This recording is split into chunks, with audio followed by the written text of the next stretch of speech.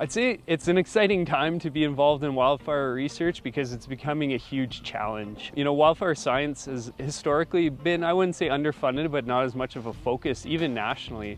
And right now, unfortunately, because of the devastating wildfire seasons we're seeing, there's a lot more interest in understanding what wildfire is doing now and in the future and getting people involved in this. And I think it's one of those areas of research where there are real applied outcomes. The work that we do goes directly to firefighters, goes directly to communities who are doing this kind of work. So it's an area of research where you don't just feel like you're doing research for research's sake, you're doing research that actually has an impact. So back in 2011, which was my last year in wildland fire, when we were working on really large fires, we were starting to get satellite imagery on our daily briefings. That got me really interested to go back to school to kind of understand how we're using technology to understand what's going on with fires, which led me into research and then getting a job at UBC. So since then, the lab has really focused a lot on understanding wildfire behavior, wildfire risk, and how we can develop proactive mitigation measures to live with fire. So generally, field days for us involve a lot of hiking, a lot of getting into really remote spots, installing big sensor arrays that we work with. But then there's also a lot of real hands-on kind of fire ecology work, where we're working with tools to actually collect fuel samples that we then bring back to the lab to do analysis on. I think in the next few years, what we're going to see is the use of this to understand kind of where our risk is highest, the ability to kind of predict what your risk is doing throughout the day and across big regions, and then to try to predict where we might have challenges during the day. When we're having dozens of fires starting in a single day, which one of those is going to give us the most problems so we can start prioritizing. So I think the big step for technology in the next few years is going to be understanding how we can use it to manage better.